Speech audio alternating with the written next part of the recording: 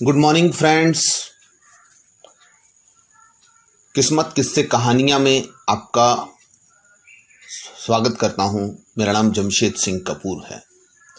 मैं हमेशा की तरह गुरुद्वारा महान गुरु नानक साहब गोल्फ लिंक साउथ दिल्ली में लंगर सेवा कर रहा था। मुझे तयशुदा समय के हिसाब से नानक सिंह चड्ढा ग्रेटर कैलाश साउथ दिल्ली से मिलने आए। मैंने लंगर सेवा से फ्री होने के बाद में उनके साथ गुरुद्वारा महान गुरु नानक साहब गोल्फ लिंक साउथ दिल्ली के बगल में जो मेरा ज्योतिष नाम का बंगला था वहां गया और वहां जाकर मैं वहां जाने के बाद में कॉफी पीते हुए उनसे डिस्कस करने लगा। नानक सिंह चड्ढा ने मुझे बताया कि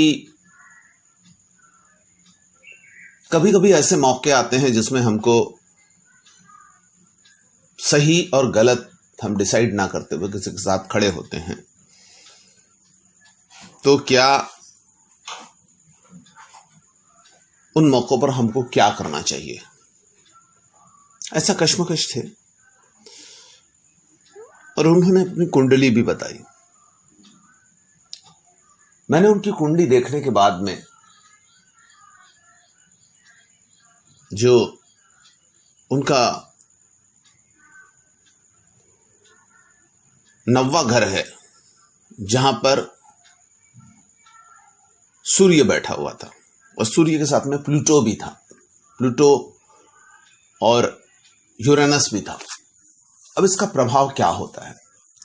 देखिए, जब 9वां घर धर्म और एथिक्स के सोचने का है, वहां जब यूरेनस बैठ जाए तो उसकी अप्रोच थोड़ी सनकीपूर्ण हो जाती है। सूर्य बैठने के बाद सूर्य के साथ में बैठने से उसकी अप्रोच और ज्यादा, उसमें और अंगार लग जाती है। और प्लूटो ये लोगों को बताता है, लोग जो हैं वो उसके बारे में ऐसा सोचे।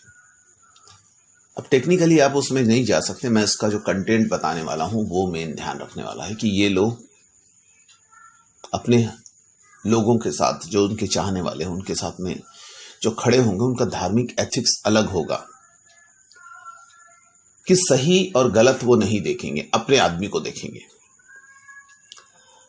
मैंने उन्हें बताया कि आप जिनके साथ में खड़े होते हो वो सही, उनकी सही और गलत को नहीं देखते, आप उनके साथ में खड़े होते हो। शायद कुछ लोग इसको अलग मानेंगे, पर मेरी व्यक्तिगत राय ये है कि ये दुनिया का सबसे बड़ा सच है और उसको झुठलाया नहीं जा सकता कि हम अपने आदमी के साथ अच्छे और बुरे में खड़े रहते हैं। पूरी दुनिया में देखा जाए, अगर हम मिलिट्री पे देखें, बॉर्डर पे जो सिपाही लोग काम करते हैं, हो सकता है वो उस पार के लोग सही भी हो, तो भी जब मारना होता है तो वो उसको आगे पीछे नहीं देखते, वो गोलियां चलाते हैं, क्योंकि इधर के लोगों के साथ में वो खड़े हैं। इसीलिए दो अनजान दोस्ती है उनमें, दो अनजान लोग जिनमें आपस में दोस्ती है, उसमें एक हमारे आदमी की गलती हो ना हो, हम उस पर जब मुसीबत आई तो उसके साथ खड़े होते हैं। तो एक बात, सच और झूठ का खड़ा होना ये सरासर गलत है, पूरे तरीके से भ्रामक है। हम हमारे आदमी के साथ खड़े होते हैं। महाभारत को अगर स्टडी किया जाए, महाभारत एक माइथोलॉजिकल स्टोरी है, उसकी वो हुआ था नहीं हुआ था उसके बारे में ज्यादा नहीं सोचना चाहिए, पर जो महाभारत की कहानियां जो हमको बताती है उसका मूल तथ्य क्या है? मूल तथ्य यह है कि हर व्यक्ति अपने अपने आदमी के साथ खड़ा है, वो सही है गलत है वो नहीं देखा उन्हें। उसके उल्टा हम एक बहुत जबरदस्त उदाहरण लेते हैं रामायण से। रामायण में विभीषण नाम का पात्र है जो अपने भाई के साथ नहीं खड़ा है, खड़ा है राम के साथ में। और सब लोग जानते हैं, जिन्होंने रामायण पढ़ी है वो लोग ये जानते हैं कि विभीषण धर्म के कारण राम के साथ खड़ा है।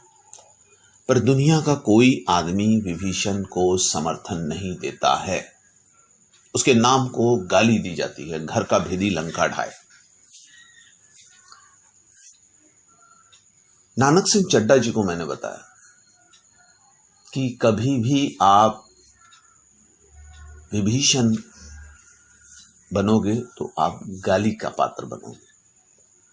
आपको खड़े होना है अपने लोगों के साथ। देखिए, रास्ते चलने वाले कोई भी व्यक्ति सच और गलत के साथ खड़े होंगे। सच के साथ खड़े होना चाहेंगे, गलत के साथ नहीं। पर जो आपका दोस्त है, जो आपका परिचित है, जो आपके हमदर्द हैं, वो भी अगर सच के साथ खड़े हो गए तो उस राह चलते व्यक्ति और आप में क्या फर्क है? आप क्या स्पेशल है? आप ये स्पेशल हैं कि आप उनके दुख सुख में साथ में खड़े हैं, सही और गलत में साथ में खड़े हैं। आपने गलत नहीं देखा, आपने ये देखा कि हमारे आदमी को डिफेंड करना है। ऐसा बहुत बार होता है,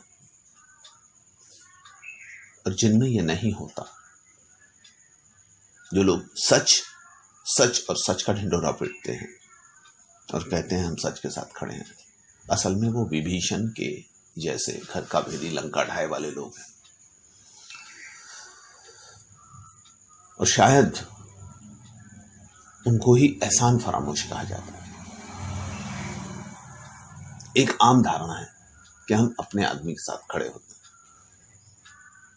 बाप कभी भी अपने बेटों के साथ खड़े होता, अच्छे हैं बुरे हैं फिर भी साथ में खड़ा रहे। वो ये नहीं बोलेगा, धार्मिक कोटेशंस नहीं लेगा। तो नानक सिंह चड्ढा जी की जो अप्रोच है अपने दोस्तों के साथ खड़े होने की, उनको राइट समझने की, ये एकदम राइट है। ये मैंने पूरे उनको जिम्मेदारी से बताया। और आप कभी भी याद रखें, दुनिया में सही और गलत नहीं होता, अपना और पराया होता है। जो अपना है उसके साथ में खड़े रहिए, उनके सच में बोलो या झूठ में बोलो। मेरा नाम जमशेद सिंह कपूर है। मेरे एक यजमान है, साउथ दिल्ली के, बहुत फेमस है, और उनका बहुत नाम है। मैं उनकी रिस्पेक्ट इसीलिए करता हूं कि वो मेरी बात को सुनते हैं और मेरी बात को पूरे ध्यान से सुनते हैं। हो सकता है कई बार मुझ में कुछ गलत भी हो। मेरी बात को उन्होंने कभी ऐसा नहीं बोला कि मुझे सबूत चाहिए जो आप बोल रहे हो। उन्होंने मेरी बात को सुना।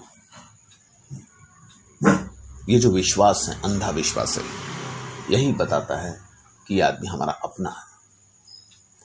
जो आदमी सबूत मांगे, जो आदमी पूछे कि सबूत क्या है, वो आदमी अपना नहीं होता। वो आदमी विभीषण की तरह पराया होता है। तो सबूत मांगने वाले के साथ में आप ये सोच लीजिए कि वो सबूत मांगने वाला आदमी पर आपको भी आप पर विश्वास नहीं करता। वो तो अदालत का अननोन जज भी मांगता है। फिर वो अननोन जज और उस आदमी में तो समानता हुई, फिर तो वो आपका अपना नहीं हुआ। तो जो लोग आपकी बातों को ध्यान से सुनते हैं, आपकी बातों पर विश्वास रखते हैं और आपको सबूत नहीं मांगते, वो आपके अपने सच्चे लोग हैं। जो आपको सबूत मांगते हैं, जो आपके आर्गुमेंट करते हैं, जो आपकी बातों को क्रॉस करने की कोशिश करते हैं, या कहीं ना कहीं आपके साथ में सही और गलत के बहाने आपको तौलने की कोशिश करते हैं, वो आपके आदमी अपने नहीं होते। वो आदमी उस जज की तरह होते हैं जो किसी का नहीं होता। आपको अपने लिए जज नहीं, अपने लिए अपने लोग और ब्लाइंड फॉलोवर लोग चाहिए। और ऐसा कोई ब्लाइंड फॉलोवर मिले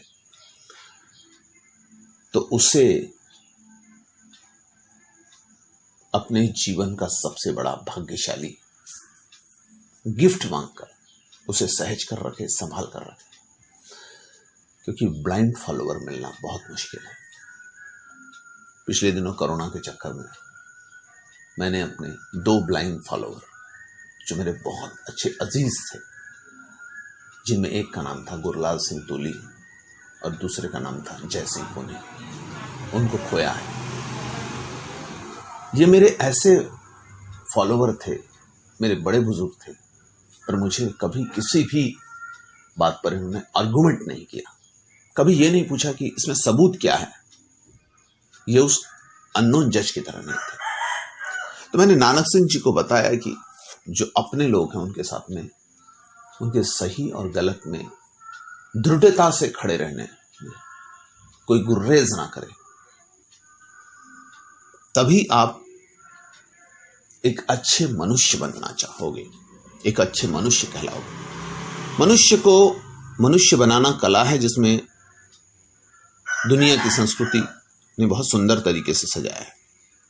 जन्म और मृत्यु के बीच का जो जीवन है, उसे संवारने की संभावना परमात्मा ने सबको समान दी है। जैसे जैसे हम बड़े होते हैं, अपने अपने तरीके से शक्ति संपन्न होते जाते हैं, लेकिन कुछ बातें जो सब में समान होती है, इनमें से एक है भीतरी अशांति। सामरिक रूप से समर्थ और असमर्थ दोनों ही तरह के लोग भीतर से समान रूप से अशांत पाए जाते हैं। इसलिए आध्यात्मिक जीवन में जरूरी हो जाता है कि अपने भीतर उतरते ही आदमी एक ऐसा निरंकार रूप से परिचित होता है, जिसका नाम परमात्मा है। जो अपने भीतर के भगवान से परिचित हो जाता है, उसके बाहर का मामला बदल जाता है और यहीं से मनुष्य मनुष्य बनने लगता है।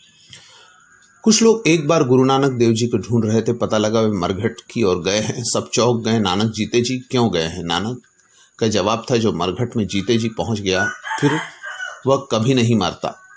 गुरु नानक देव जी की बातें आध्यात्मिक लगती है, पर शहीद भगत सिंह जैसे लोगों ने इसी आध्यात्मिक दर्शन को जीवन में क्या गजब उतारा है। कोई फांसी का फंदा भगत सिंह को नहीं मार सका। हम अपने भीतर उतरकर अपने परमात्मा से परिचय होते ही जीवन की बाहरी परिस्थितियों को नए अर्थ में जान लेते हैं। थोड़ी ही देर ध्यान करें समय का और ऐसे महान लोगों का जो हमें मनुष्य बनाना सिखा गए हैं। ऐसे महान व्यक्ति बनने की कोशिश कीजिए जो अपने लोगों के साथ खड़े होता है, उनके सही गलत होने के बावजूद ब्लाइंड, और ऐसे महान व्यक्ति बनिए, तभी आप मनुष्यता की सर्वोच्च ऊंचाई को प्राप्त करोगे। धन्यवाद।